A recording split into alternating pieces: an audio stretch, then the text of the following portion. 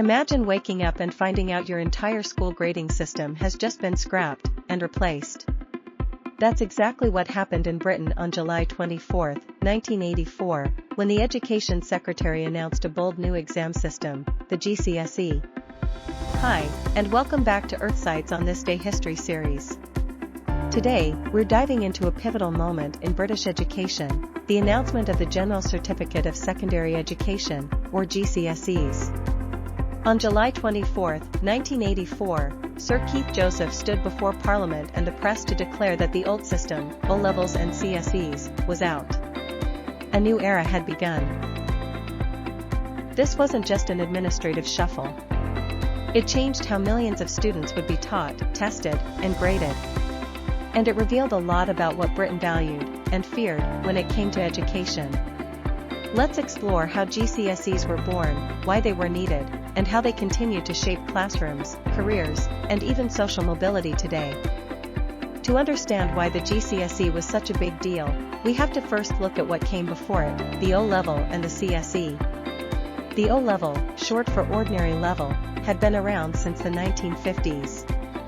It was academically rigorous, mostly taken by students expected to go into higher education or white-collar careers.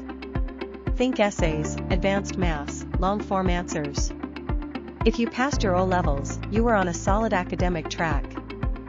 Then came the CSE, the Certificate of Secondary Education, introduced in the 1960s. It was designed for students not considered academic high-flyers. The idea was to recognize achievement in a more practical, less theoretical way. But here's the catch: CSEs were seen as inferior.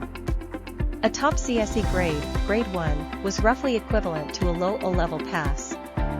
Employers and universities often favored O-levels heavily. Picture two ladders.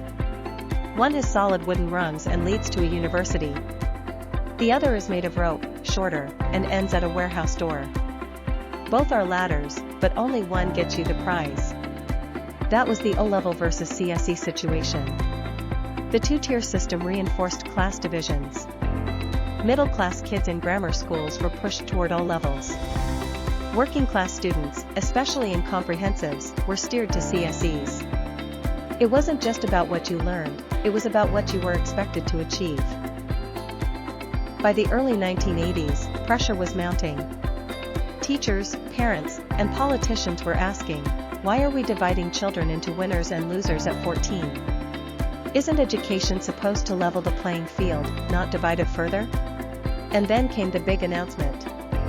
On July 24, 1984, the Education Secretary, Sir Keith Joseph, stepped forward. His statement?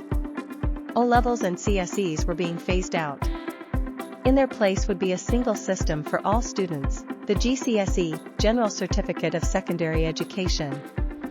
The aim? To create a unified exam system that treats all students fairly. Everyone would take the same subject content, and everyone would be graded on the same scale. Now, this wasn't some overnight shakeup. The first GCSE exams wouldn't be sat until 1988. But that announcement was the start of a fundamental transformation. The introduction of GCSEs was more than just an education reform. It was a statement about equality, potential, and how a nation chooses to measure its young people. It wasn't perfect. It sparked debates that continue to this day. But it also broke barriers, gave more students a voice, and set a global precedent for unified assessments.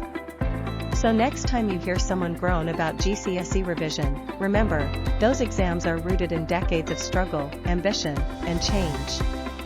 They're not just letters on a paper, they're part of a national story. If you found this video enlightening, give us a like, hit subscribe, and share it with someone who's ever sat an exam.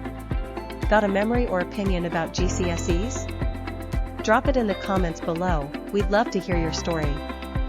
Thanks for watching Earthsights on This Day. Until next time, stay curious.